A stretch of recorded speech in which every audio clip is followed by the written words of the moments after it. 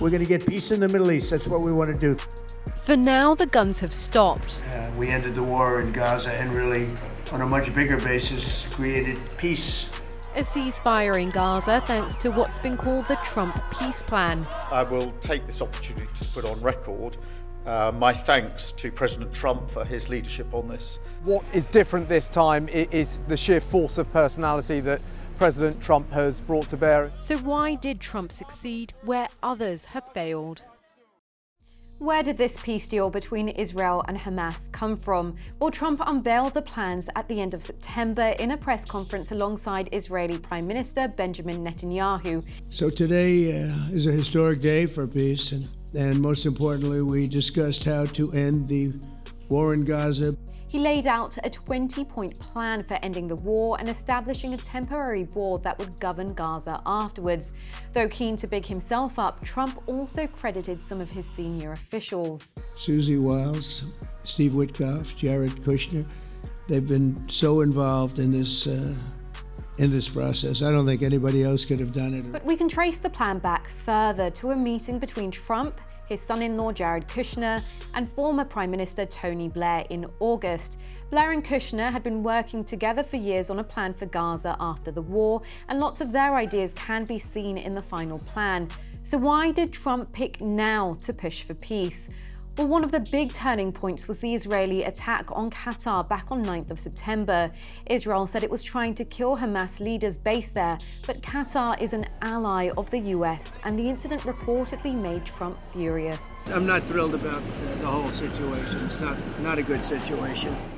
To smooth things over, Trump, let's say, facilitated a phone call from the Oval Office in which Netanyahu apologized to his Qatari counterpart for the strikes on Doha. Trump even added in a US security deal for the Gulf nation. And according to this article in the New York Times, it also made Trump and his team push the Israeli Prime Minister to accept the peace deal. There's another big motivator too. It's nominating you for the Peace Prize, which is well deserved. The Nobel Peace Prize, do you think you will win? I have no idea. I mean, look, I did settle. Marco would tell you we settled 7 wars. Will you get the Nobel Prize? Absolutely not.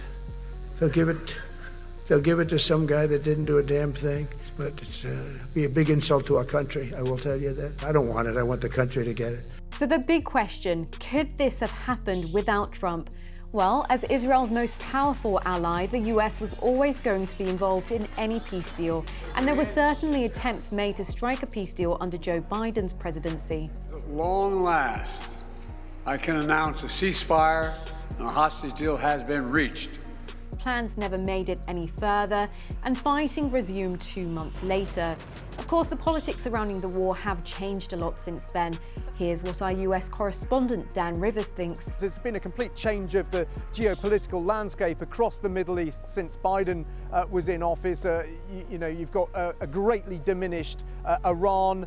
You've got its proxies from Lebanon to Iraq greatly diminished or taken out altogether. There's no doubt part of what is different this time is the sheer force of personality that President Trump has brought to bear. This is just the first phase in a long journey to peace, and there is still a lot of uncertainty around some of the trickier aspects of the peace proposal.